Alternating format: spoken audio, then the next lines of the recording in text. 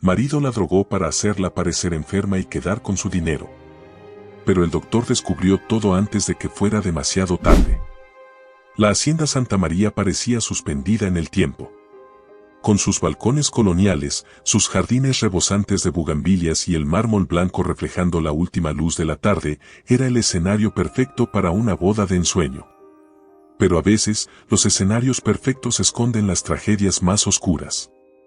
Renata Santamaría bajó lentamente las escaleras de su mansión, vestida con un traje de novia de encaje francés que perteneció a su madre. La tela, blanca como la nieve, se deslizaba por los escalones como un río de seda. Sus ojos brillaban con ilusión, pero en el fondo había un leve parpadeo de melancolía. Su padre, don Alberto Santamaría, había fallecido 3 años antes, víctima de un infarto fulminante.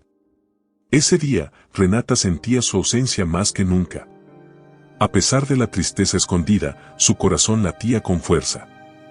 En unos minutos, se casaría con Iván Luján, el hombre que, según ella, le había devuelto la esperanza de amar después del duelo. «Estás preciosa, hija», murmuró doña Fabiana, su madre adoptiva, con voz temblorosa mientras acomodaba el velo con delicadeza. Renata sonrió, tratando de contener las lágrimas. «¿Crees que papá estaría orgulloso de mí?» «No lo dudes, mi amor. Don Alberto siempre quiso verte feliz.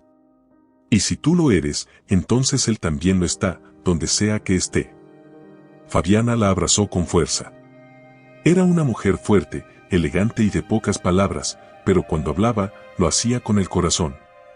Ella había llegado a la vida de Renata cuando ésta tenía solo 7 años, tras la misteriosa desaparición de su madre biológica, un tema que jamás se hablaba en la familia.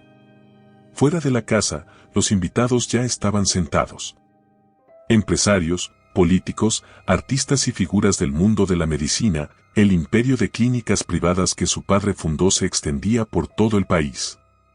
Renata era una figura pública, y su boda era casi un evento nacional. Pero en medio de los aplausos, las sonrisas forzadas y los brindis, había un rostro que brillaba más por lo que ocultaba que por lo que mostraba. Iván. Con su traje perfectamente entallado, su cabello peinado hacia atrás y una mirada segura y penetrante, Iván Luján era todo lo que la alta sociedad admiraba. Abogado corporativo, de origen humilde pero ascendido con astucia y talento, se había ganado el respeto de muchos. Lo que nadie sabía era que detrás de esa sonrisa encantadora se ocultaba una ambición sin límites. Cuando Renata llegó al altar, Iván la recibió con una mirada que parecía amorosa, pero no lo era. Lo que él sentía no era amor. Era hambre. Hambre de poder. De control. De dinero. Renata tomó su mano, confiada. Él le besó los dedos, firme. No tembló, no dudó. Su actuación era perfecta. «Hoy es el comienzo de una nueva vida», le susurró Iván al oído mientras el sacerdote comenzaba la ceremonia. Renata asintió, sin saber cuán ciertas serían esas palabras, pero no en el sentido que ella creía. El sí, acepto resonó como un trueno disfrazado de campanas de boda. Y cuando el sacerdote los declaró marido y mujer, los invitados estallaron en aplausos, sin saber que lo que celebraban no era una unión, sino el comienzo de una trampa cuidadosamente construida. Esa noche, ya en la suite nupcial, entre pétalos de rosa, champaña y velas encendidas, Renata se recostó sobre el pecho de Iván, con el corazón lleno de gratitud. «Nunca pensé volver a amar así», le dijo con los ojos húmedos. «Después de la muerte de mi padre, no imaginé que alguien pudiera sostenerme como tú lo hiciste». Iván le acarició el cabello con ternura fingida. «Y siempre estaré aquí, mi reina. Para cuidarte. Para protegerte de todo».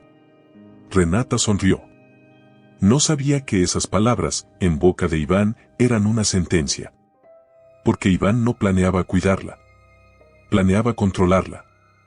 3 días después, ya instalados en la nueva casa, una moderna residencia dentro del mismo terreno de la hacienda, Iván comenzó a moverse como un director de orquesta. Discretamente, comenzó a despedir a parte del personal de confianza de Renata, sustituyéndolos por empleados contratados a través de una agencia que él mismo había creado en secreto. Cocineros, enfermeras, asistentes, Todos respondían a él. Renata no sospechó nada. Estaba aún envuelta en la euforia del matrimonio. Pensaba que los cambios eran decisiones normales para comenzar una vida juntos. A pesar de la tristeza que sentía por haberse alejado de Fabiana, quien no aprobaba del todo a Iván, Renata se convencía a sí misma de que todo era parte del proceso de madurar.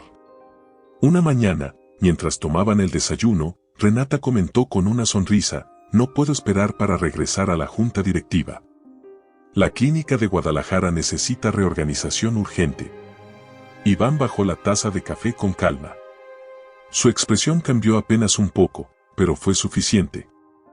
"Mi amor, creo que deberías tomarte más tiempo para ti. Relajarte. Te ves cansada últimamente". Renata frunció el ceño. ¿Cansada? Yo me siento bien. Puede ser el estrés de la boda. Las emociones, los viajes, las visitas. No quiero que colapses. Ella lo miró con ternura. Le conmovía su preocupación. Eres tan atento. Él sonrió. Solo quiero que estés bien. Quizás deberías empezar a tomar algo natural para ayudarte a descansar mejor. Fue la primera vez que la palabra descansar se convirtió en una amenaza disfrazada de amor. Esa noche, Iván se encerró en su estudio y sacó de un compartimento secreto un pequeño frasco con gotas de benzodiazepinas. El contacto que se las vendía era discreto, profesional y caro. Pero valía cada centavo. Si Renata comenzaba a mostrarse débil, confundida, somnolienta, podría convencer al mundo entero de que su salud mental se estaba deteriorando. Y entonces, con los documentos adecuados, los diagnósticos correctos y un par de firmas falsas, él tendría todo. Todo lo que don Alberto Santamaría había construido. Todo lo que Renata confiaba a ciegas. Todo lo que ella jamás imaginó perder. Y en la última escena de esa noche, mientras Renata dormía profundamente, Iván la observaba desde el borde de la cama, con una sonrisa que ya no necesitaba fingir. «Dulces sueños, esposa mía», susurró. «Porque muy pronto, te vas a perder en ellos para siempre». Los primeros días de casados fueron, para Renata, un oasis. Creía haber encontrado en Iván no solo un esposo, sino un refugio. Paseaban por los viñedos de la hacienda tomados de la mano, reían en la cocina mientras cocinaban juntos, y por las noches, él la abrazaba con ternura mientras le susurraba palabras que parecían hechas de seda. Pero lo que Renata no sabía era que cada caricia tenía fecha de caducidad. Cada beso estaba calculado. Cada gesto, medido. Porque Iván no amaba. Iván manipulaba. Y lo hacía con maestría. Fue una noche tranquila, cuando todo comenzó. Una noche de luna llena, en la que los grillos cantaban y el cielo parecía un mar de cristales. «Amor», dijo Iván, acercándose con una taza humeante, «preparé este té de valeriana para ti. Te noto muy ansiosa estos días. No quiero que te desgastes». Renata, sin sospecha alguna, tomó la taza con una sonrisa. «Eres un ángel. Me conoces mejor que yo misma». Iván se inclinó, besó su frente y la observó mientras bebía. La miró como quien observa un reloj de arena comenzar su cuenta regresiva. Su corazón no se aceleró, no sintió culpa, ni siquiera placer. Solo estrategia. Porque el veneno más eficaz no mata, transforma. Esa noche, Renata durmió como no lo hacía desde hacía semanas. Un sueño profundo, sin sueños, sin interrupciones. Al día siguiente, sin embargo, despertó con un leve dolor de cabeza y una sensación extraña de vacío. «Debes estar deshidratada», dijo Iván al verla frotarse las sienes. «Te prepararé algo». El algo era un jugo natural. Pero dentro, había una nueva dosis. Más ligera, pero suficiente para mantenerla bajo un efecto sutil.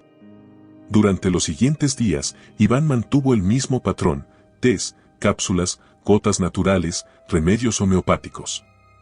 Todo administrado con dulzura, con cuidado. Y Renata, confiada, lo tomaba sin dudar. Porque lo amaba. Porque creía en él. Pronto comenzaron los síntomas. Olvidos leves.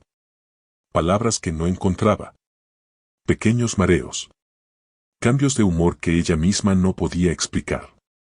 Una tarde, mientras leía un informe de la clínica de Monterrey, Renata sintió que las letras se movían. Intentó enfocarse, pero el documento se le resbaló de las manos. Se sujetó del escritorio, confundida. Iván apareció casi al instante. ¿Qué pasa? No lo sé, fue como un mareo. Todo se volvió borroso.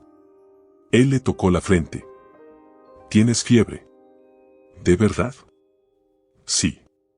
Voy a llamar al médico. No te preocupes, yo me encargo de todo. Pero el médico que llegó esa noche era uno de los suyos. Un viejo colega de universidad, al que Iván había rescatado de una deuda económica meses atrás. Ahora, ese favor se cobraba con silencio. Es agotamiento, dijo el doctor, tras revisarla superficialmente. Posiblemente ansiedad. Tal vez algo de estrés postnupcial. ¿Ves? Dijo Iván, con voz suave. Te dije que necesitabas descansar. Pero, no me siento ansiosa. Me siento confundida. Eso es parte de la ansiedad, mi amor, intervino el médico. Te dejaré un tratamiento suave. Las gotas relajantes que le recetó no eran más que una cubierta para el veneno que Iván administraba cuidadosamente. Y así, día tras día, Renata fue perdiendo su claridad mental. Una mañana, olvidó que había programado una videollamada con la junta directiva de sus clínicas. En otra ocasión, llamó por teléfono a Fabiana y colgó a los 30 segundos, sin saber por qué la había llamado. Fabiana empezó a sospechar. ¿Estás bien?, le preguntó en una de sus visitas. Sí, mamá, solo estoy cansada. ¿Cansada de qué? Apenas has salido de casa. No vas a tus clínicas. No estás activa en la fundación. Eso no es normal en ti. Quizás necesito descansar más. Fabiana la miró con ojos afilados. No confiaba en Iván. Nunca lo había hecho. Había algo en él, un brillo artificial, una sonrisa que no llegaba a los ojos. Y ahora, ver a Renata tan apagada, tan distinta, la llenaba de alarma. Esa misma noche, llamó a su viejo confidente, el abogado del fallecido don Alberto. Quiero que investigues a Iván Luján, le dijo. Y no quiero que nadie lo sepa. Mientras tanto, en la mansión, Iván comenzaba a dar el siguiente paso. Cambió la dosis de las gotas. Empezó a introducir microgramos de un medicamento experimental que había conseguido a través de un contacto en un laboratorio clandestino. El compuesto, aún en pruebas, tenía efectos cognitivos peligrosos, pérdida de memoria reciente, alteraciones del lenguaje, ataques de pánico. Renata empezó a tener episodios de disociación. Se levantaba en medio de la noche sin saber dónde estaba. Lloraba sin razón, abrazando un cojín como si fuera su padre. Una mañana, caminó descalza por el jardín, en camisón, bajo la lluvia. Iván fingió escándalo y preocupación. «Está perdiendo el control», exclamó frente al personal de la casa, ahora totalmente bajo su mando. «Esto no puede seguir así». Llamó a un psiquiatra. Otro títere. Es probable que esté desarrollando un cuadro de deterioro cognitivo progresivo. Debería considerarse una evaluación psiquiátrica más formal, dijo el hombre, mientras anotaba en una libreta sin mirar a Renata ni una sola vez. Iván sonrió por dentro. Todo iba según su plan. Pero lo que no sabía era que alguien ya comenzaba a seguir sus movimientos. Alguien que no se dejaría engañar tan fácilmente. Y mientras Renata se sumergía en el abismo de una niebla artificial, Iván celebraba, creyendo haber ganado. Sin saber que en toda tragedia, siempre hay testigos. Y siempre hay consecuencias. El amanecer en la hacienda Santa María solía ser sinónimo de paz, de silencio sagrado y aroma a pan recién horneado. Pero esa mañana, Renata no pudo disfrutarlo. Se despertó con un dolor de cabeza que le taladraba las sienes, la boca seca como si hubiera dormido en una cueva sin aire, y un vacío inexplicable en el pecho. ¿Qué día es hoy?, preguntó, apenas con fuerzas. Iván, que ya estaba completamente vestido, con una taza de café en mano, se acercó con su sonrisa ensayada. «Lunes, amor, ¿estás bien?» «No lo sé. Me siento rara. Como si algo se me hubiera olvidado». «A veces pasa», dijo él, sentándose a su lado. «Has estado muy tensa últimamente. Tal vez deberías dejar de preocuparte por los negocios. Deja que otros lo manejen por un tiempo. No es sano para ti». Renata lo miró confundida. «¿Qué negocios?» Iván le sonrió, pero esta vez fue diferente. Hubo una sombra detrás de esos ojos. «¿Ves? Eso es lo que te digo. Olvidas cosas, mezclas fechas. Te juro que me tienes preocupado». Renata suspiró, sintiéndose una niña regañada. «Lo siento. Quizás solo necesite dormir más». «Claro que sí, mi reina», le susurró Iván, mientras le acariciaba el rostro con una ternura que parecía genuina. «Hoy solo tienes que firmar unos papeles, cosas menores, detalles legales del traspaso de propiedades. Ya sabes, cosas de rutina. La notaría vendrá en la tarde». «¿Traspaso?» «Sí, lo del fideicomiso que tu padre había creado. Lo que ya habíamos hablado, ¿recuerdas?» Ella frunció el ceño. No lo recordaba. Pero también se sentía demasiado cansada para cuestionar algo. Lo último que quería era decepcionarlo. «Está bien, confío en ti», dijo, entregada. Iván la besó en la frente como si la estuviera bendiciendo. Pero lo que hizo fue mucho más oscuro. Al salir del cuarto, marcó un número en su celular. «Todo listo. Esta tarde lo firmará todo». Esa tarde, llegaron 3 hombres trajeados. El notario, un testigo legal y un contador. Renata, vestida con una bata de seda y el cabello enmarañado, los recibió sin fuerza alguna. Iván se encargó de todo. «¿Puedes firmar aquí y aquí?», decía, pasando hoja tras hoja. Renata firmaba, sin leer. Sus ojos estaban abiertos, pero su alma dormía. Con cada trazo de tinta, Iván ganaba control sobre acciones, cuentas bancarias, terrenos, títulos de propiedad y, lo más importante, sobre la salud mental de Renata. Porque entre los documentos había un poder notarial irrevocable, firmado bajo la afirmación de que Renata sufría un síndrome de deterioro cognitivo progresivo y que, por voluntad propia, confiaba plenamente en su esposo para manejar sus bienes y decisiones legales. Un documento avalado por un psiquiatra pagado, una firma temblorosa que podía ser vista como prueba de debilidad y una sonrisa satisfecha de Iván cuando terminó todo.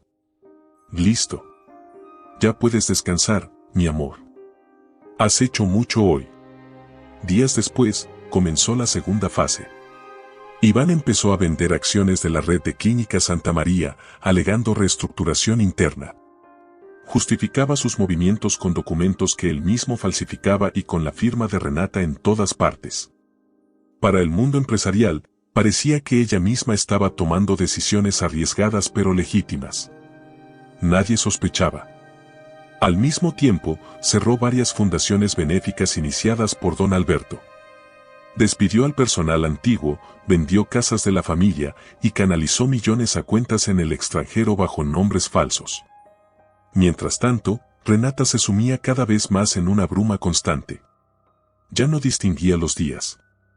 No recordaba conversaciones. Lloraba sin saber por qué. Una noche, caminó hasta el espejo de su baño y no reconoció su propio reflejo.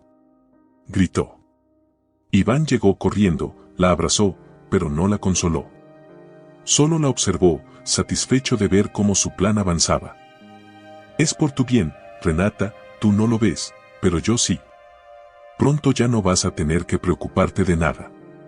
Yo cuidaré de todo». Fabiana, por su parte, estaba cada vez más inquieta. La última vez que había visitado a su hija, la encontró tan apagada que tuvo que salir del cuarto para no romper en llanto. Renata no hablaba de negocios, no preguntaba por la fundación, ni por sus amigos. Solo murmuraba frases inconexas y evitaba mirar a los ojos. Fabiana volvió a llamar a su abogado de confianza. «Necesito pruebas». Estoy segura de que Iván está haciendo algo. No me importa cuánto cueste. Encuentra lo que sea. Lo que sea. El abogado, un hombre llamado Damián Escobedo, prometió actuar con discreción. No era fácil, pues Iván tenía control absoluto del entorno de Renata. Pero donde hay voluntad, hay caminos. Una tarde, Iván se encontró en su estudio con un sobre sin remitente. Dentro, una hoja anónima: sabemos lo que estás haciendo. Cuida tu espalda. Iván palideció. ¿Quién lo vigilaba? ¿La madre? ¿Algún empleado? ¿Un antiguo socio? No podía arriesgarse. Aceleró el proceso. Puso en venta la hacienda familiar. Comenzó trámites para internar a Renata en una clínica de rehabilitación cognitiva en Suiza. Y en paralelo, contactó a Patricia Montalvo, una enfermera de su confianza, y su amante de antaño. Es hora de que entres a escena, le dijo por teléfono. Te necesito cerca de Renata. Como su enfermera personal. ¿Entendido? Perfectamente, Iván. Me debes mucho. Y te lo voy a pagar. Pero primero, necesito que sigas mis instrucciones al pie de la letra. Ese mismo día, Patricia llegó a la hacienda con uniforme blanco, una sonrisa suave y mirada profesional. Renata apenas la notó. Pero desde esa noche, todo cambió. Patricia era eficiente, atenta, obediente y absolutamente peligrosa. Ella era la llave para la siguiente etapa del plan, el encierro total. Doña Fabiana no dormía desde hacía días. La última llamada de su hija había sido apenas un susurro envuelto en un mar de incoherencias. Mamá, me estoy perdiendo, dijo Renata, antes de colgar de manera abrupta. Aquellas palabras se repetían en su mente como un eco enfermizo, constante.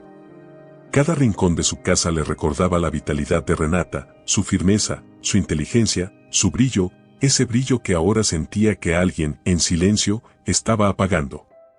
Fue entonces cuando decidió actuar. Marcó un número que no había usado en años. ¿Doctor Robledo? Soy Fabiana Santamaría. Necesito su ayuda. Es urgente. El silencio del otro lado fue corto pero pesado.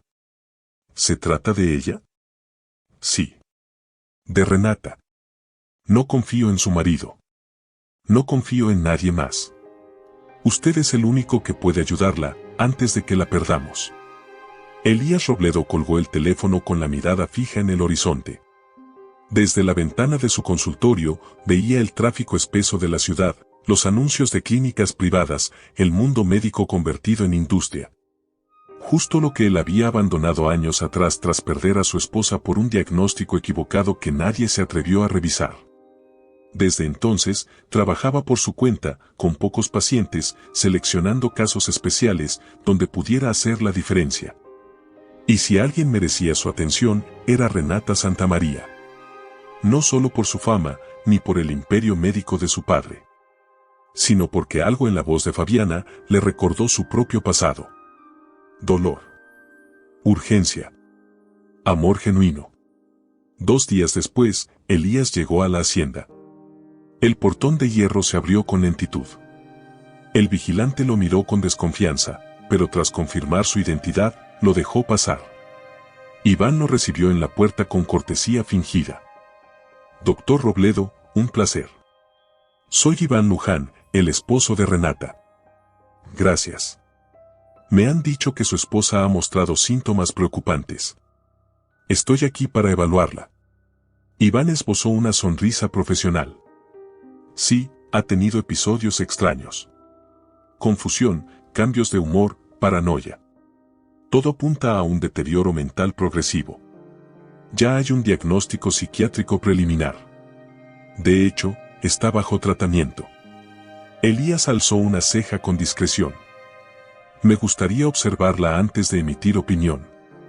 Y con todo respeto, preferiría hacerlo a solas. La mandíbula de Iván se tensó por una fracción de segundo, pero luego asintió. Como guste, doctor. Está en el invernadero. Le encanta ese lugar, cuando tiene momentos de claridad. Elías caminó lentamente hacia el invernadero, observando cada detalle del entorno. No era solo un médico. Era un lector de ambientes, de cuerpos, de gestos. El silencio del lugar le habló de una cárcel invisible. Todo era limpio, hermoso, y sin embargo, gélido. Como un mausoleo de cristal. Renata estaba sentada en un banco, entre orquídeas y jazmines. Tenía una manta sobre los hombros, el cabello desordenado, los ojos fijos en un punto indefinido. En sus manos sostenía un libro abierto, al revés. «Buenos días», dijo Elías con voz suave. Renata levantó la vista lentamente. Tardó unos segundos en enfocar su rostro. «¿Quién es usted?» «Soy Elías. Un médico. Vine a verte, si me lo permites». Ella asintió, pero su mirada no se sostuvo. Volvió a mirar el libro, como si algo en su interior la obligara a fingir una normalidad que ya no poseía. «¿Qué estás leyendo?» «No lo sé», respondió sin emoción. Elías se sentó frente a ella. Observó la rigidez en sus manos, el temblor leve en su pierna izquierda, la palidez de sus labios, el leve rastro de pupilas dilatadas. Había visto esos signos antes. En pacientes con intoxicaciones, no en casos de demencia. «¿Cómo te sientes, Renata?» Ella bajó la mirada. Tardó un largo rato en responder.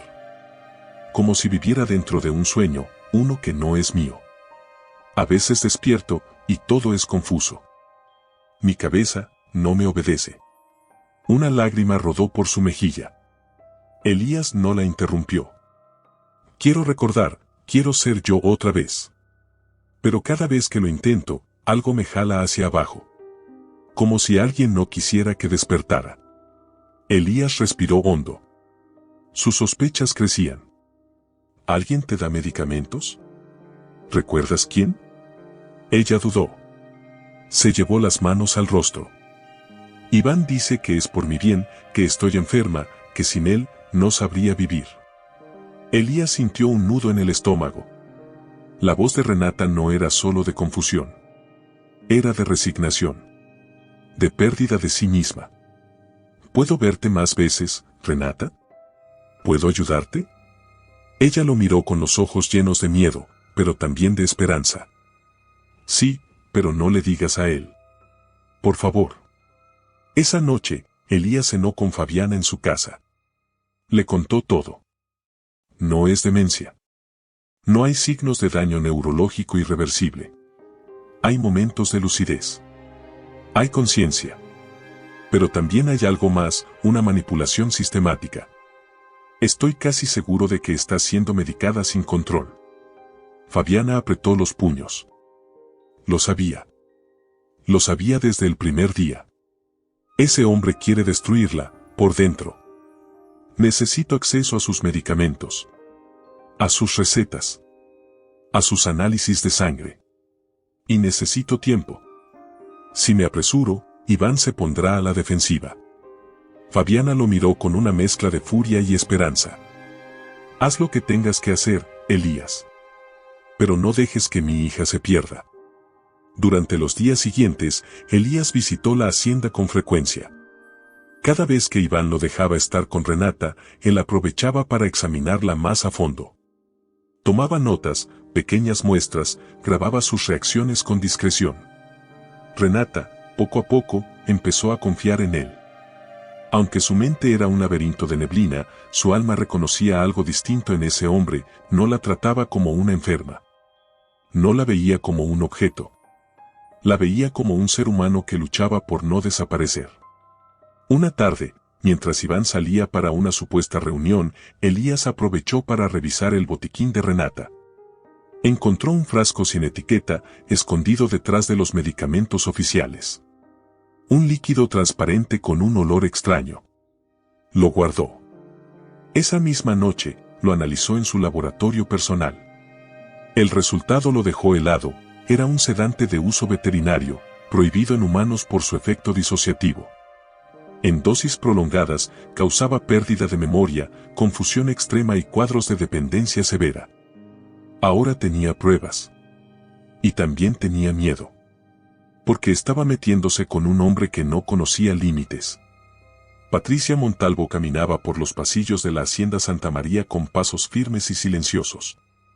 Vestía el uniforme blanco impecable de una enfermera privada, el cabello recogido con precisión quirúrgica y un rostro donde la dulzura fingida contrastaba con una mirada tan afilada como bisturí de acero. Nadie sospechaba. Nadie preguntaba. Era la enfermera de Renata, enviada por recomendación de Iván. Y eso bastaba. Pero lo que Iván no sabía era que Patricia había aprendido a jugar su propio juego. Desde el primer día, supo que la vida de Renata estaba en peligro. Lo olió en el aire viciado de la habitación, en los frascos sin etiqueta escondidos en los cajones, en los ojos extraviados de una mujer que alguna vez había sido poderosa y ahora no era más que un susurro. Esa noche, mientras revisaba los signos vitales de Renata, Patricia se inclinó hacia ella y susurró algo inaudible. Tu marido no te ama, y yo sé por qué. Renata no reaccionó. Parpadeó lento. Murmuró una palabra sin forma. Pero algo en su cuerpo se tensó. Como si su alma, atrapada bajo 1000 capas de sedación, hubiera escuchado desde un rincón lejano. Horas más tarde, en el ala norte de la casa, Iván y Patricia se encontraron en la biblioteca, como dos conspiradores que nunca dejaron de serlo. Las cortinas gruesas amortiguaban el sonido. Las paredes, altas, sellaban los secretos. ¿Cómo está?, preguntó él sin mirarla, sirviéndose un trago de whisky. Igual. Tal vez peor, respondió ella, cruzándose de brazos. Pero ya no finjo que no entiendo lo que estás haciendo. Y no pienso seguir en esto sin garantías. Iván la miró por fin, arqueando una ceja. ¿De qué hablas? De lo que tú sabes muy bien, dijo Patricia, acercándose con voz baja pero firme. De que estás planeando desaparecer con el dinero. Solo. Sin mí. Iván bebió de un solo trago. Estás paranoica. ¿Paranoica? Río sin humor. He visto los movimientos de tus cuentas. Las transferencias al extranjero. Las compras de propiedades en Islas Caimán a nombre de LJ Holdings. ¿Crees que soy estúpida? Él se quedó inmóvil por unos segundos. Luego, sonrió. Siempre fuiste más lista de lo que aparentabas. Y más peligrosa también, agregó ella. Así que escúchame bien, Iván. Si me dejas fuera, te hundes conmigo. Grabé una de nuestras llamadas. Donde mencionas las dosis. Donde dices que Renata no pasará de diciembre. Iván palideció levemente. Fue un temblor mínimo en la comisura de sus labios. Pero Patricia lo vio. Y eso la hizo sonreír. ¿Quieres guerra?, preguntó él. No. Quiero lo que me prometiste. La mitad. Eso fue antes. Pues ahora es el doble. O hablo. Y créeme, sabré con quién hacerlo. Durante los días siguientes, la tensión se volvió insoportable. Iván intentaba mantener la fachada frente a Fabiana y al doctor Elías, quien seguía visitando a Renata con mayor frecuencia y sospechas más evidentes. Pero en privado, descargaba su furia contra Patricia. Ella, sin embargo, no se inmutaba. Había sido criada en las calles.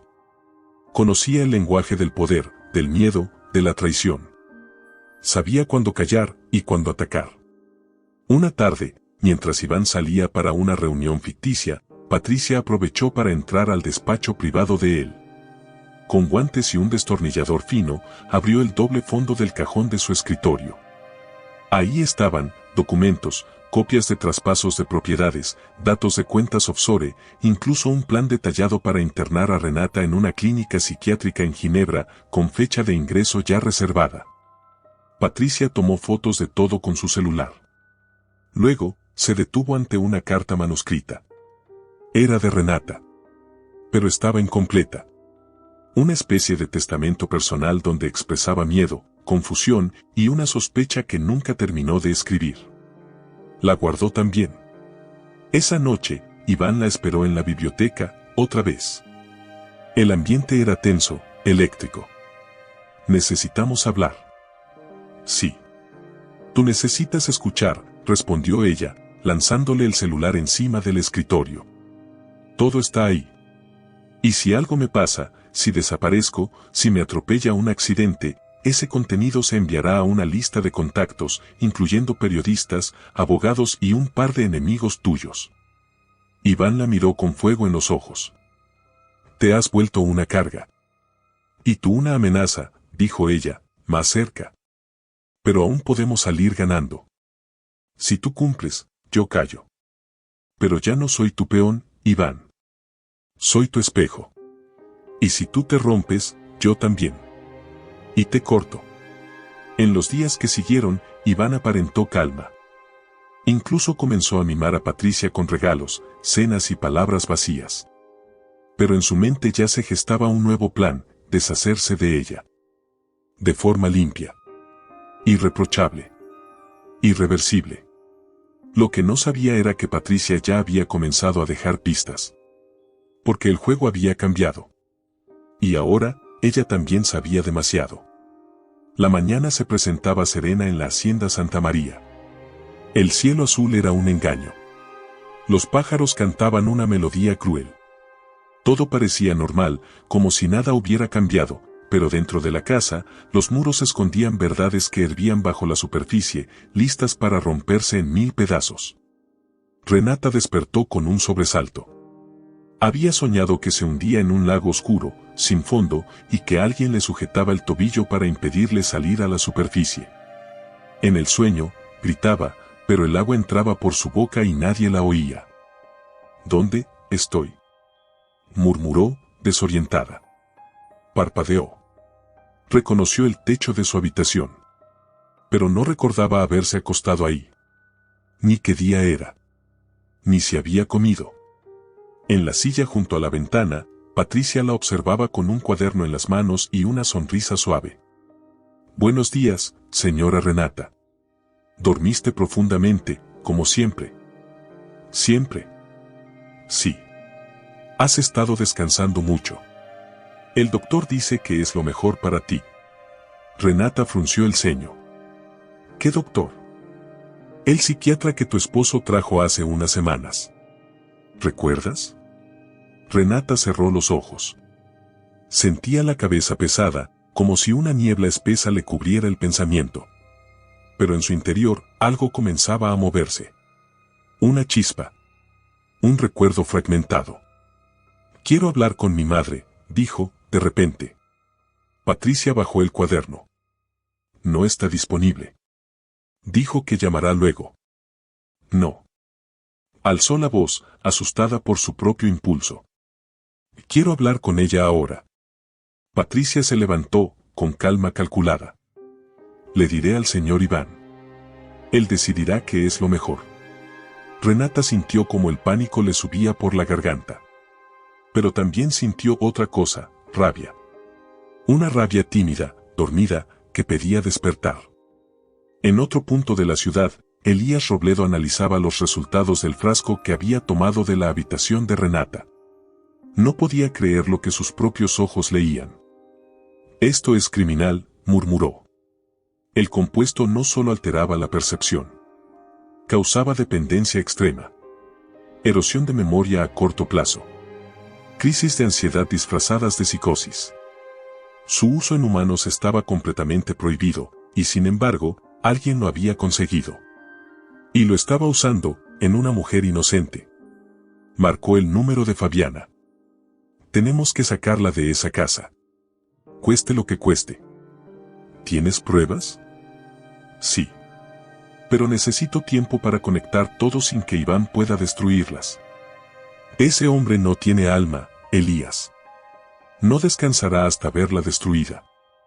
Y yo no descansaré hasta detenerlo. Esa misma tarde, Iván llegó a casa más temprano de lo habitual. Patricia lo esperaba en la biblioteca con un gesto sombrío. Renata pidió hablar con su madre. Insistió. Está comenzando a dudar. Iván apretó los dientes. ¿Le diste la dosis completa esta mañana? Sí. Pero ya no está reaccionando como antes. Está peleando con su mente. Entonces vamos a reforzar el tratamiento. Patricia lo miró con dureza. ¿O quieres internarla ya? Iván caminó de un lado a otro. Sabía que el tiempo se le acababa. Elías estaba cerca. Fabiana no descansaba. Patricia se le volteaba. ¿Y Renata? Renata se resistía a hundirse por completo. No, dijo al fin. Todavía no. Aún no tenemos el poder legal para internarla fuera del país sin despertar sospechas. Pero si sigue cuestionando, le daremos algo más fuerte. Patricia tragó saliva. Por primera vez en semanas, dudó. Esa noche, Renata se despertó de nuevo. Esta vez no por una pesadilla, sino por una voz. Una voz lejana, en su cabeza. Despierta, Renata.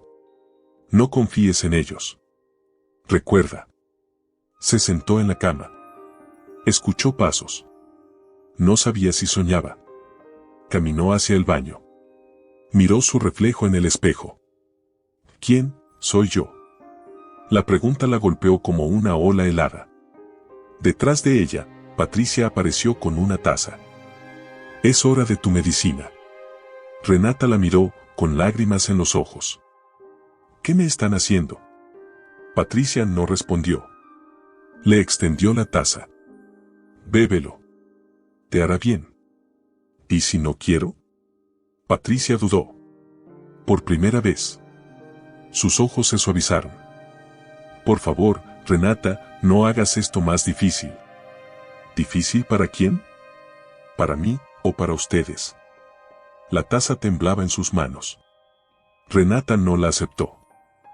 Quiero hablar con mi madre. O con el doctor Elías.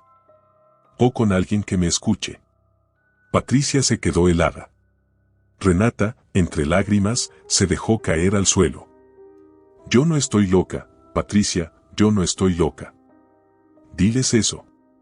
Y algo dentro de Patricia se quebró. La lluvia comenzó a caer como presagio aquella mañana gris. No era tormenta, pero tampoco una llovizna inocente. Era como si el cielo, enterado de lo que estaba por suceder, llorara en silencio por adelantado. Un llanto tímido, pero constante. Persistente.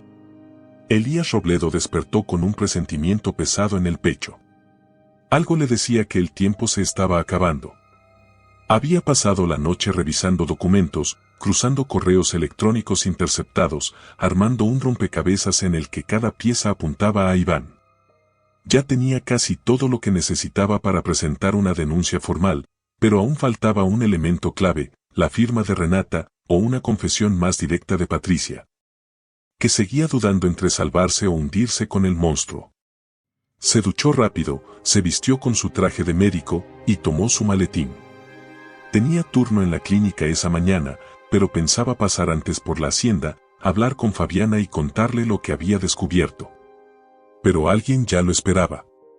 Un par de ojos observaban desde una camioneta negra estacionada frente a su edificio. Un hombre con gorra y auriculares habló por radio, salió. ¿Está solo? Del otro lado, una voz fría respondió, que no llegue a la tarde. Asegúrense. Iván Luján caminaba de un lado a otro en su despacho. Sus dedos tamborileaban contra la mesa de mármol. Sabía que Elías estaba cerca de la verdad. Demasiado cerca. El maldito médico se cree héroe, murmuró. Tomó el celular y marcó. ¿Está todo listo? Sí, patrón. El ascensor ya fue manipulado. Cuando entre, será cuestión de segundos. No quiero errores. Si sobrevive, se acabó para todos. Colgó. Sus ojos reflejaban una calma asesina. Elías llegó a la clínica central bajo la lluvia fina. Saludó a la recepcionista, entregó unos papeles y pidió ir directamente al laboratorio en el tercer piso. Caminó hacia el ascensor sin sospechar nada. El botón brilló en rojo. Las puertas se abrieron lentamente. Entró. Marcó el piso. Las puertas se cerraron. El silencio era absoluto. Elías sacó su celular. Releyó un mensaje de Fabiana. Renata pidió verte. Algo cambió. Está despertando. Y justo cuando iba a responder, sintió un ruido metálico. Un chirrido. Una vibración. Y de pronto. Oscuridad. Un estruendo. El mundo se volcó de cabeza.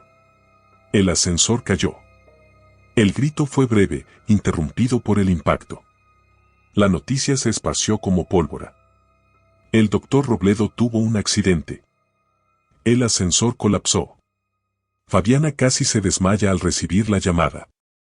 Patricia soltó la taza que sostenía al escuchar la noticia en la radio. Renata. Renata, desde su habitación, sintió un escalofrío que no supo explicar. No sabía quién, ni por qué, pero sintió que algo importante, algo que la protegía, se acababa de romper. En el hospital, Elías yacía inconsciente.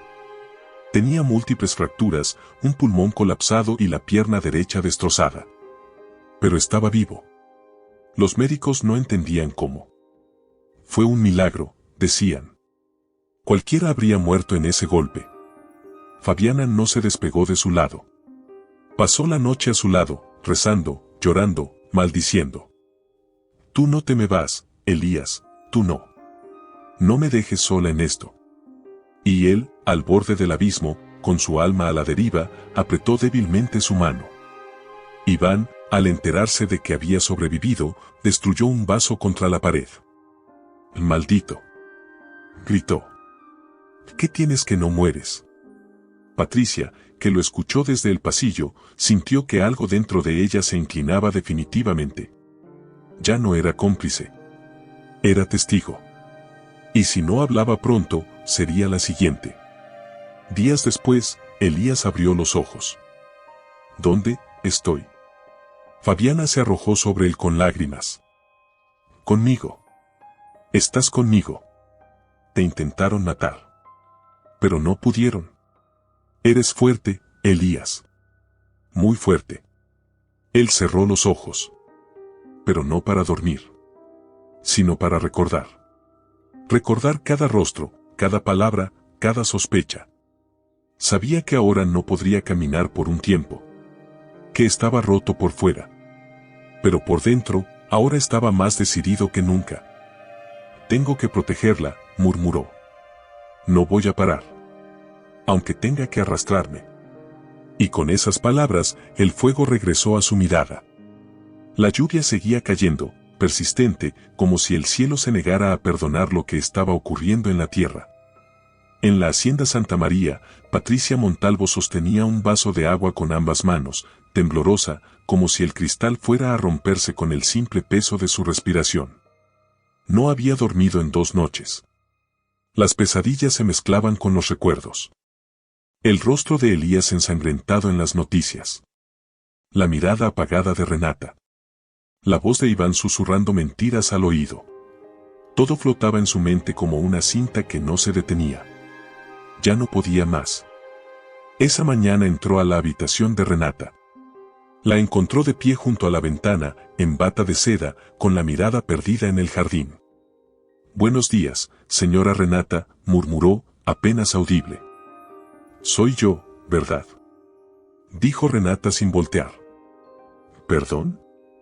Soy yo la que está perdiendo la cabeza, o al menos eso me quieren hacer creer». Patricia se quedó paralizada. Renata se giró lentamente.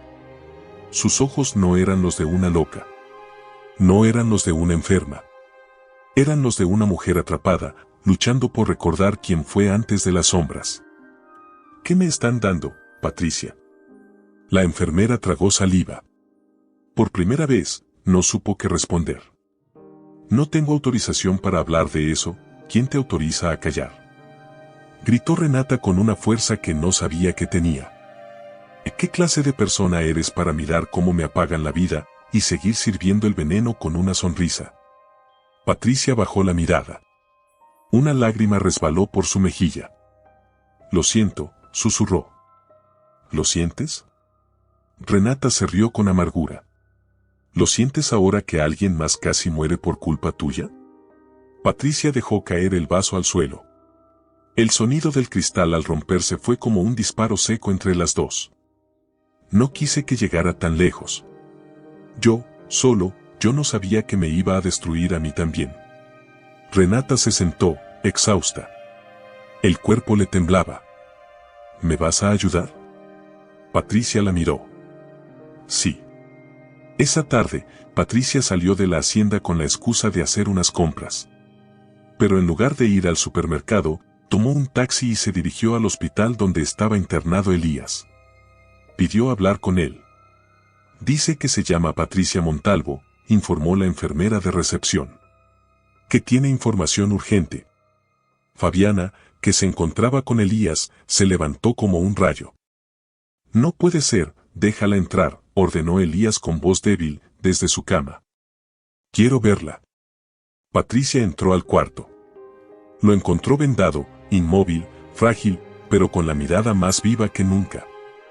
Te debía esto, dijo, sacando un pequeño dispositivo USB. Es una grabación. Iván no sabe que la tengo. ¿Qué contiene? Preguntó Elías con el corazón acelerado. Su confesión. Una llamada donde habla de cómo empezó a drogar a Renata. De cómo planeó el accidente del ascensor. De cómo piensa internarla fuera del país. Fabiana se tapó la boca con ambas manos. Las lágrimas le brotaron sin freno. ¿Por qué? ¿Por qué ahora? Preguntó Elías. ¿Por qué decides ayudarnos? Patricia lo miró con los ojos rojos. Porque la mujer a la que ayudo a destruir, me recuerda a mí misma. Y porque no quiero terminar como él. Ni viva, ni muerta. Solo, vacía. Elías cerró los ojos. Tenía la prueba. Pero no estaba completo. Sabía que Patricia estaba en peligro. Tienes que irte. Ahora. Desaparecer. No vuelvas a la hacienda. Iván va a sospechar. Ya sospecha, respondió ella. Anoche intentó sedarme. No confía más en mí. Entonces huye. No sin dejar todo preparado. Esa misma noche, Patricia volvió a la hacienda. Reunió sus cosas. Escribió una carta para Renata. Otra para Fabiana. Y dejó una copia de la grabación en una caja fuerte escondida bajo el piso de su cuarto. Al día siguiente, no se presentó a desayunar. Iván preguntó por ella. No está en su habitación, respondió una criada. Sus cosas, ya no están. Iván sintió un puñal en el pecho. Maldita. Fabiana, al recibir la grabación y escucharla en casa, no pudo contener el llanto. Llamó a su abogado de confianza. Lo mismo hizo Elías desde el hospital. Ahora sí tenemos cómo comenzar, dijo Elías con voz firme. Pero no podemos alertarlo todavía. Él sigue controlando a Renata. ¿Y Patricia? Desapareció. ¿Crees que la mató? No lo sé. Pero si aún vive, nos dio el primer paso para la justicia. El día amaneció con una calma falsa. Tras la desaparición de Patricia, la tensión en la hacienda Santa María podía cortarse con cuchillo. Nadie hablaba mucho. Iván, silencioso y con el rostro endurecido, caminaba por los pasillos como una sombra. Renata, aún con la mente enredada entre la niebla de las drogas, empezaba a sentir una energía que no podía explicar. Como si alguien, desde lejos, le gritara que corriera, que despertara, que no se rindiera.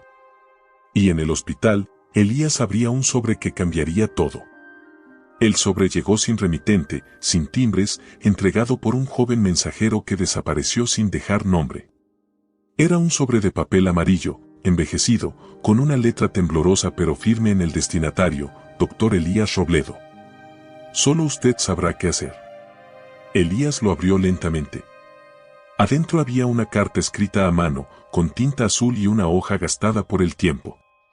La letra era de Patricia. Elías reconoció los trazos. La tensión le subió por la columna como un escalofrío. Leyó: si esta carta llega a ti, es porque ya no puedo seguir. No sé si Iván me encontró. No sé si estoy viva. Pero la verdad no puede quedarse conmigo. Y tú eres el único que puede hacer algo bueno con ella. Renata no es la verdadera heredera.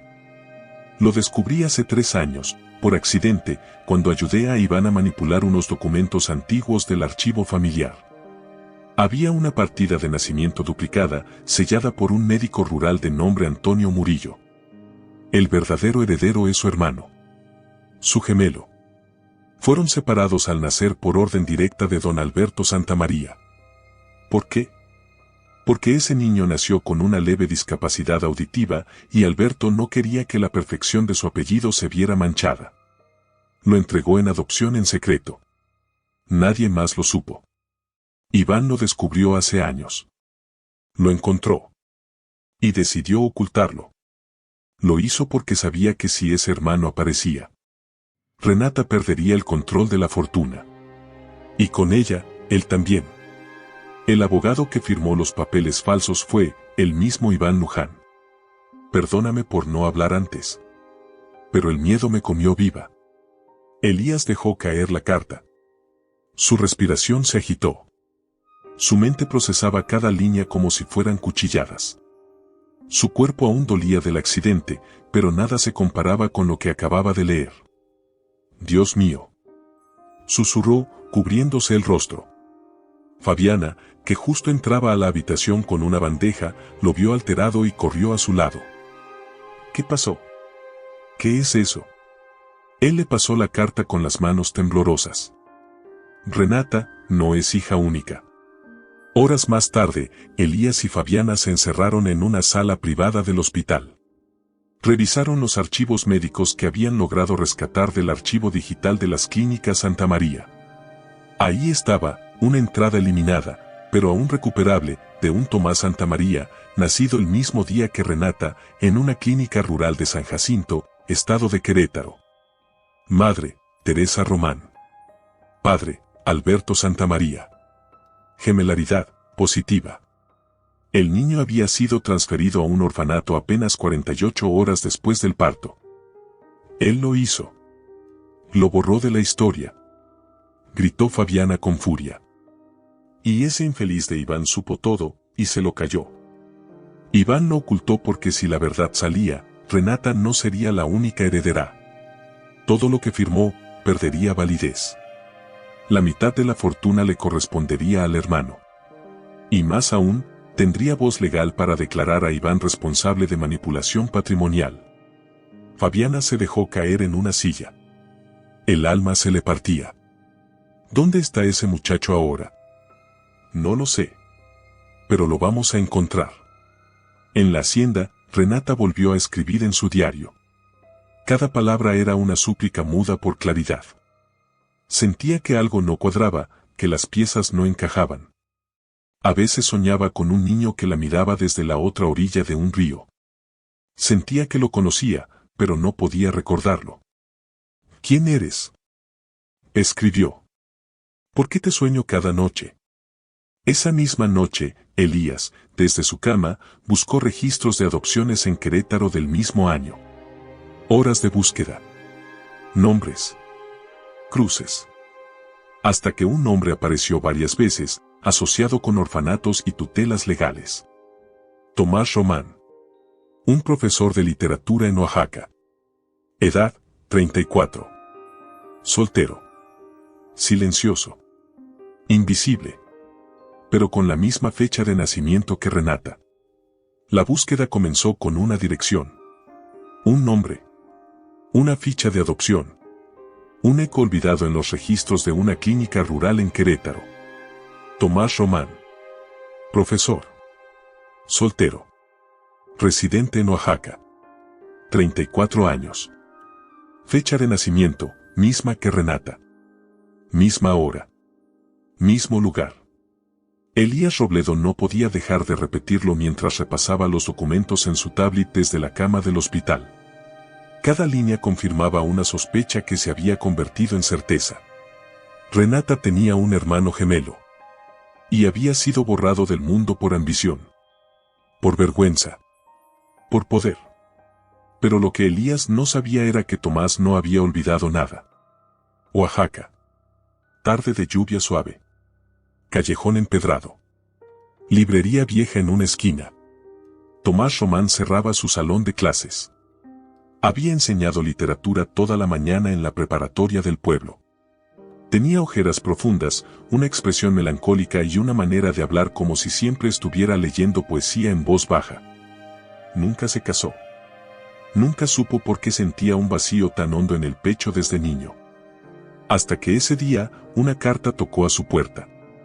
Era de Elías. El sobre decía simplemente, lo que te fue negado, está por ser revelado. Dentro, un mensaje. Mi nombre es Elías Robledo. Soy médico.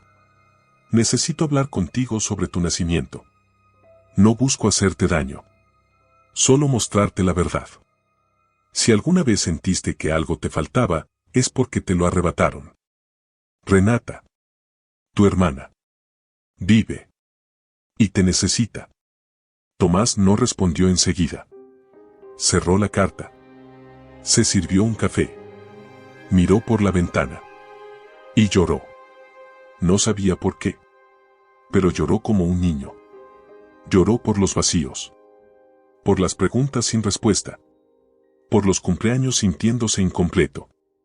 Por cada vez que soñó con una figura que se parecía a él pero no sabía quién era. 2 días después, tomó un autobús rumbo a la Ciudad de México.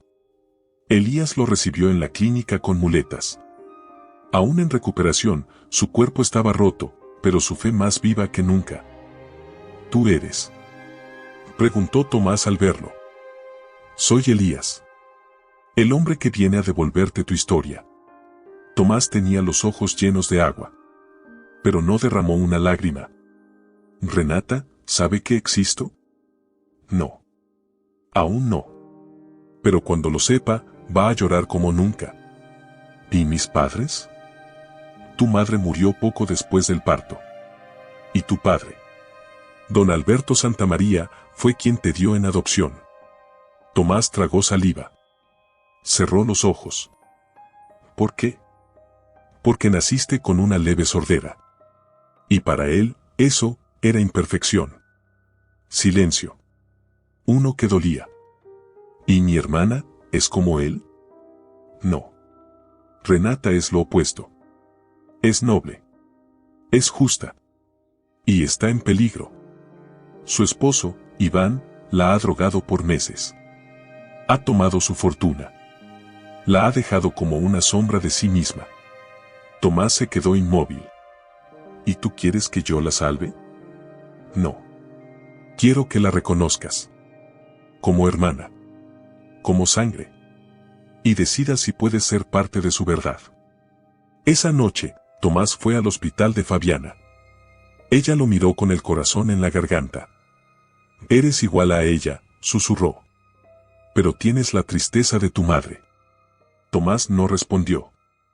Fabiana lo abrazó. Eres bienvenido, hijo. Esta siempre fue tu casa. Aunque te la robaran. Días después, Tomás fue llevado a la hacienda, en secreto. Elías coordinó con Fabiana un pretexto para sacar a Renata a caminar por el jardín. Y entonces, lo vio. De espaldas. Junto al árbol de magnolia donde jugaba de niña. Un hombre. Alto. Delgado. Con la misma postura. Algo en su pecho vibró. Se detuvo. ¿Quién es él? Elías, que la acompañaba, sonrió con ternura. Alguien que nunca debió haberte faltado. Renata caminó hacia él. Tomás se giró. Los ojos se encontraron. No dijeron nada. Pero las lágrimas hablaron. Tú, murmuró ella. Te he soñado toda la vida. Y yo a ti. Se abrazaron. Como si el tiempo no existiera. Como si el mundo se detuviera. Como si el amor de hermanos, aunque separado por décadas de silencio, hubiera esperado solo ese instante para nacer. Las noches previas a un huracán suelen ser inquietantemente silenciosas. Y eso era exactamente lo que se respiraba en la hacienda Santa María. Renata, aunque aún frágil, caminaba por el pasillo principal con pasos suaves. Su mente ya no era la prisión que Iván había construido con mentiras y sedantes. Gracias a Elías, a Fabiana y, ahora, a Tomás, Poco a poco su conciencia había comenzado a despertar, como una flor que abre sus pétalos al sol después de una larga noche de invierno. Ella ya no era la misma. Pero aún no sabía cuánto cambiaría su vida con lo que estaba por venir. Tomás se había instalado en una pequeña habitación en casa de Fabiana. Elías lo había preparado durante días. Le había enseñado los documentos, los videos, las grabaciones.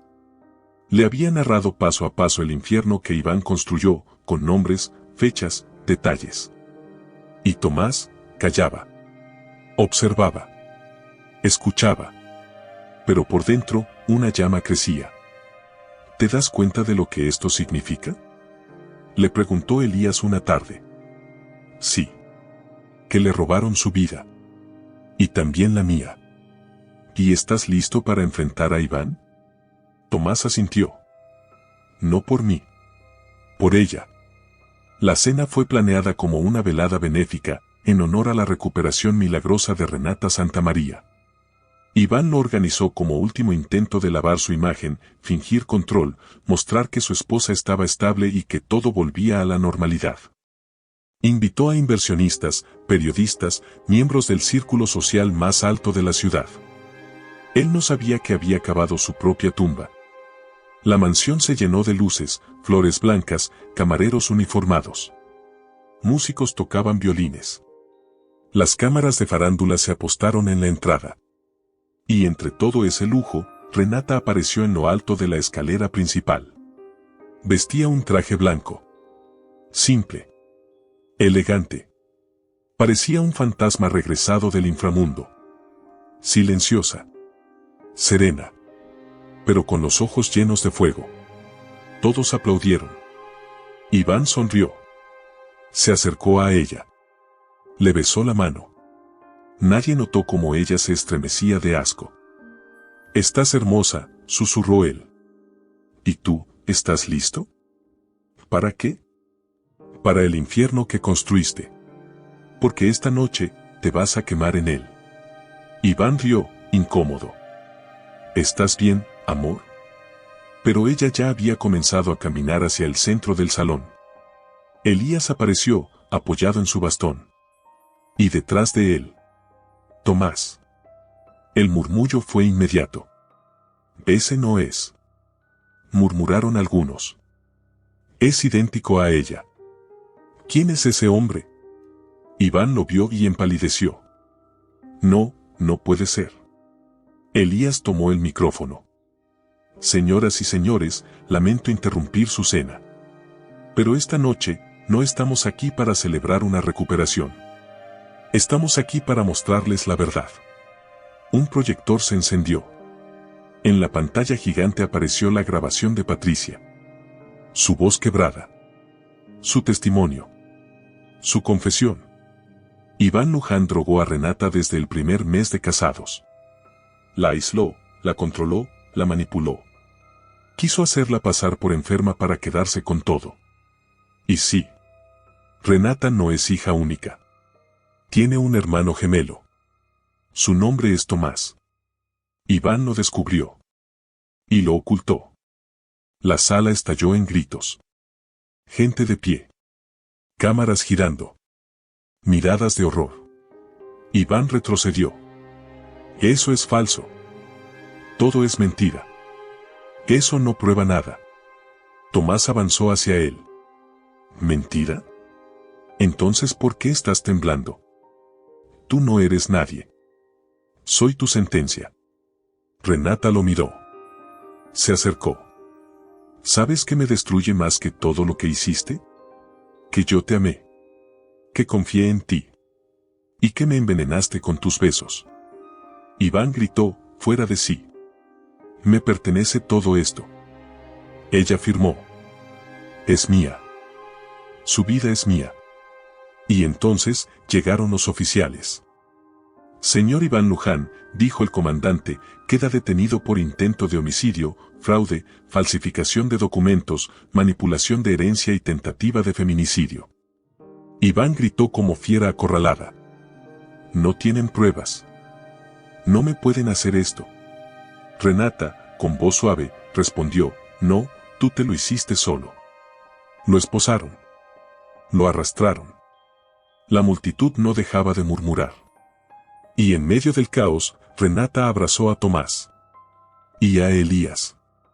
Su alma, por primera vez en mucho tiempo, respiró. El eco de los aplausos de la cena aún resonaba en los salones de la Hacienda Santa María cuando la policía arrastró a Iván Luján por el portón principal. Las cámaras grababan. La sociedad cuchicheaba. Pero para Renata era como si el tiempo se hubiera congelado. Solo escuchaba su respiración. Solo sentía sus manos temblando. Solo veía una imagen, la suya, hace meses, encerrada en esa jaula de sedantes, de silencios impuestos, de horror disfrazado de amor. Te amo, le decía Iván. Estoy aquí para cuidarte. Y mientras lo decía, destruía su mente gota a gota, como veneno lento. Pero ahora el rol se había invertido. Ahora, ella era la testigo. Y él, el prisionero. El proceso judicial se abrió en menos de una semana. Gracias a las pruebas entregadas por Elías y a la confirmación oficial de que Tomás era su hermano biológico, todo el sistema de defensa de Iván comenzó a desmoronarse. El expediente era monstruoso. Manipulación de herencia. Drogas ilícitas administradas sin prescripción. Tentativa de asesinato. Falsificación de identidad legal. Fraude millonario. Pero lo más poderoso no eran los documentos. Era la palabra de Renata. El día del juicio, el tribunal estaba repleto. La prensa no dejaba espacio libre. Elías, con su bastón, se sentó al frente. Tomás, con la mirada encendida, sostenía la mano de su hermana. Iván, esposado, vestía un traje gris y una expresión amarga. A veces fingía serenidad. Otras veces sonreía de forma burlona. Pero cuando Renata subió al estrado, sus ojos cambiaron. Ella iba vestida de negro. Elegante. Seria. Pero no era la misma mujer. Era la sobreviviente. Señora Santamaría, dijo el juez, ¿está usted en condiciones de declarar? Ella asintió.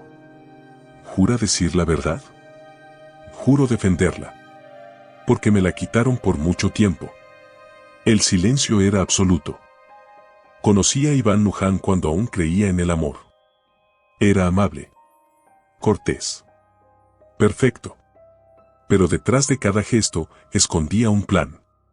Un plan que comenzó con palabras y terminó con medicinas. Me drogó durante meses. Me hizo creer que estaba enferma. Me aisló. Me quitó amigos, negocios, voz. No me golpeó. No gritó. Su violencia fue elegante. Invisible. Pero igual de brutal. Elías bajó la cabeza. Las lágrimas le corrían por el rostro. Tomás contenía la rabia. Hoy me siento ante ustedes no solo para acusarlo, sino para decir que sobreviví. Sobreviví al hombre que intentó enterrarme viva dentro de mí misma. Iván murmuró algo, inaudible. ¿Desea decir algo el acusado?, preguntó el juez. Iván se levantó. Miró al jurado. Luego, a Renata. Todo lo que hice, lo hice por amor. Un murmullo estalló en la sala. Amor no es destruir, respondió Renata. Amor es cuidar. Y tú fuiste una enfermedad. No un amor. El juicio duró 5 días. La defensa intentó culpar a Patricia, alegar demencia momentánea, poner en duda los documentos. Pero nada funcionó. Las pruebas eran sólidas. Las víctimas estaban vivas. Y los fantasmas, también. Porque cada vez que alguien mencionaba a Patricia, un vacío recorría la sala. ¿Dónde está?, se preguntaban todos. ¿Murió? ¿Escapó? ¿La mató? Sin cuerpo, no había respuesta. Pero su testimonio grabado seguía gritando. Y su voz, aunque ausente, condenaba. Finalmente, el veredicto llegó. Iván Luján, este tribunal lo declara culpable de todos los cargos presentados. Condenado a 40 años de prisión sin posibilidad de libertad anticipada. Y se ordena la restitución de todos los bienes apropiados ilícitamente. Renata cerró los ojos. Un suspiro escapó de su pecho. No de alivio. De duelo. Porque aún ganando, se sentía herida. Esa noche, no hubo celebración. Elías la encontró en el jardín de la hacienda, sentada frente al rosal que ella misma plantó cuando tenía 16 años. «Ganaste, Renata», le dijo. «Te liberaste». Ella miró al cielo. «¿Libre? A veces siento que apenas estoy comenzando a nacer. Eso es libertad, ¿sabes? Poder decir que empiezas de nuevo». Ella sonrió, pero sin alegría. «¿Y si no sé quién soy? Entonces descúbrelo. Pero no sola. Yo estoy aquí. Y tu hermano también». Tomás apareció tras ellos. Se sentó a su lado. No dijo nada. Solo tomó su mano. La de sangre. La de alma. La sentencia de Iván Luján fue dictada, firmada y sellada con aplausos, lágrimas y titulares en los periódicos. 40 años. Sin beneficio. Sin redención. Sin escapatoria. Pero la justicia escrita en papeles no sana lo que arde en el alma. Renata se despertaba cada noche sobresaltada. Ya no tenía pesadillas con Iván, sino con ella misma. Se veía encerrada en una habitación sin puertas. Gritando. Sola. Su reflejo no le respondía. El veneno de los sedantes se había ido de su cuerpo, pero el eco aún flotaba en su sangre.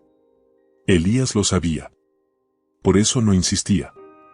Solo se sentaba con ella a ver el atardecer desde la terraza de la hacienda. No la forzaba a hablar. Le bastaba estar cerca. De vez en cuando, ella apoyaba la cabeza en su hombro. Eso era suficiente. Tomás se convirtió en su sombra protectora. Dormía en el cuarto de al lado. La llevaba a los tribunales para firmar la reversión legal de los documentos fraudulentos. Ambos trabajaban juntos para reconstruir los negocios familiares que Iván había saqueado. Pero a veces, mientras hablaban de finanzas, se les quebraba la voz. Porque sabían que, aunque se habían encontrado, también se habían perdido demasiados años. La policía cerró el caso de Patricia como desaparición sin indicios de crimen. El cuerpo nunca apareció. No había sangre. No había testigos. No había huellas. Solo había silencio. Y eso era lo más inquietante. ¿Crees que Iván la mató?, preguntó Renata una noche, sin mirar a Elías. No lo sé, respondió él, sincero. Pero si lo hizo, no dejó rastro. ¿Y si no? ¿Y si ella vive? Entonces está esperando el momento perfecto para volver. Fabiana se mantenía fuerte por fuera, pero por dentro, el remordimiento la devoraba. Había sido ella quien aceptó a Iván como parte de la familia. Había creído en él. Lo había defendido al inicio. Ahora no podía perdonarse. Yo lo dejé entrar, lloró en el regazo de Renata una madrugada. Yo te puse en sus manos. Tú también fuiste engañada, mamá, susurró Renata. Igual que yo. Se abrazaron como si fueran madre e hija por primera vez. Sin máscaras.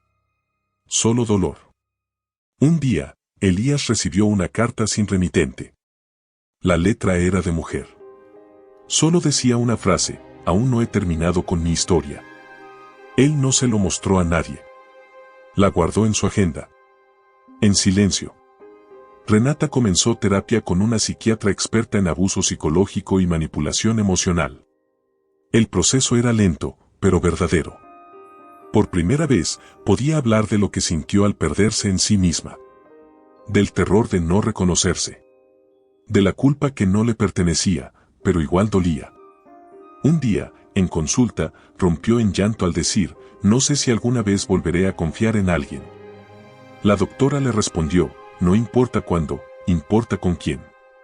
Esa noche, Elías la esperaba en el jardín. Bajo la luz de la luna. Ella lo miró.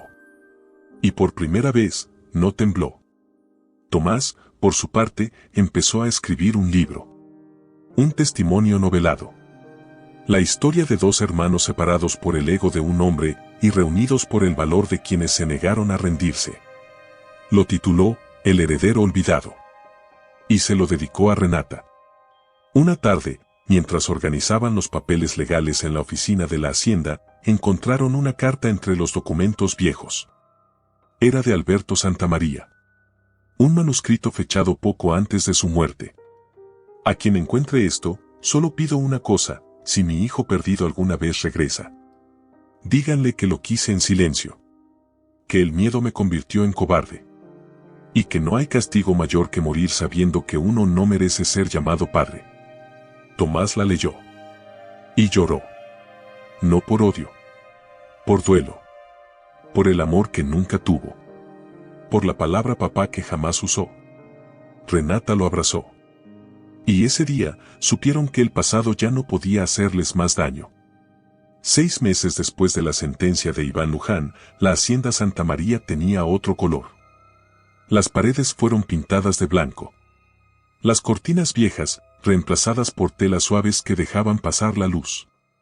Donde antes reinaba el silencio pesado del control, ahora se escuchaban pasos lentos, conversaciones tranquilas y el sonido reconfortante de una vida que, aunque remendada, intentaba avanzar. Renata, más serena, más delgada, más mujer, ya no se ocultaba. Sus ojos no buscaban excusas ni evasivas, miraban de frente. A veces se permitía sonreír. Otras veces, simplemente llorar. Pero ya no era por miedo. Era por memoria. Tomás se había convertido en su amigo, su cómplice, su hermano de alma y sangre.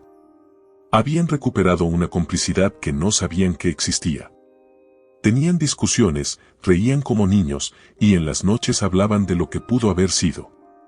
Elías había vuelto al hospital. Su pierna mejoraba. Su cuerpo, también. Pero su corazón seguía ahí, en la hacienda, donde Renata aún no lo había llamado por su nombre. «Tú me esperas, ¿verdad?», le preguntó ella una tarde. «Desde el primer día», respondió él. Una mañana cualquiera, Renata recibió una carta. Era anónima. Solo una dirección y una fecha. Un hotel en la costa. Ninguna firma. Podría haberla ignorado. Pero no lo hizo. No porque creyera en coincidencias, sino porque su intuición, esa que estuvo dormida durante tanto tiempo, le gritaba que fuera. Y no fue sola. Tomás la acompañó. Viajaron en silencio. El viento del mar les golpeaba el rostro. Algo extraño los rodeaba. Como si los fantasmas que habían quedado atrás, quisieran despedirse. El hotel era pequeño, pintoresco, apartado. Todo parecía detenido en el tiempo. En el bar del vestíbulo, una mujer embarazada servía tragos.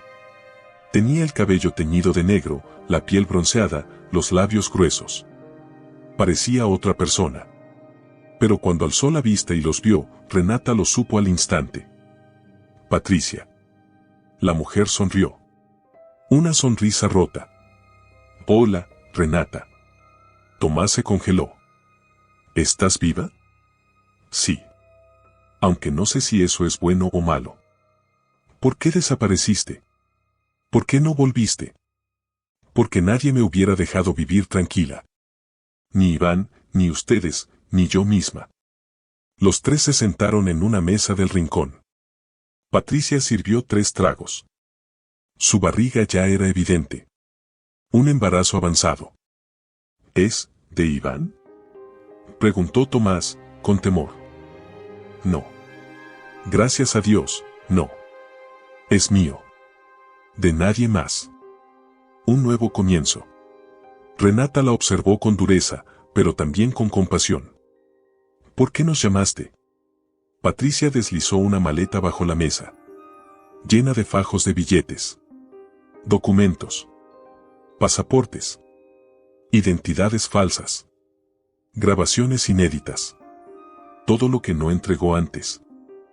Porque quiero cerrar mi historia. Y solo puedo hacerlo con ustedes. Este dinero es sucio. Pero puede ser útil. Yo ya no lo quiero. Yo solo quiero paz. Renata asintió. No lloró. No gritó. Solo se levantó. Y antes de irse, la miró una última vez. Te deseo una vida sin máscaras. Patricia bajó la mirada. Murmuró, y yo te deseo una vida sin miedo. Días después, en el muelle de la costa, un barco esperaba. Renata y Elías se encontraron allí, como si el mar fuera el único testigo digno de lo que iban a decir. Me voy unos días, dijo ella. ¿Y volverás? No lo sé. Solo quiero mirar al mar y no pensar en nada. ¿Y si te extraño? Entonces mírame en las olas. O en los silencios. Elías tomó su mano. No estoy aquí para apresurarte, estoy aquí para esperarte. Ella lo abrazó. Lento. Fuerte. Como si fuera la última vez. O la primera. No sé si algún día podré amar otra vez, susurró. Pero si eso pasa, respondió él, espero que sea conmigo. El barco zarpó. Renata, en la proa, cerró los ojos. Y por primera vez en años, sonrió con calma. Y ahora cuéntanos tú. ¿Qué te pareció este final? ¿Te hizo llorar, gritar, soñar? Queremos leerte en los comentarios. No olvides darle like al video, suscribirte al canal y activar la campanita para no perderte ninguna de nuestras próximas historias llenas de drama, pasión y giros inesperados. Tu apoyo mantiene viva esta novela.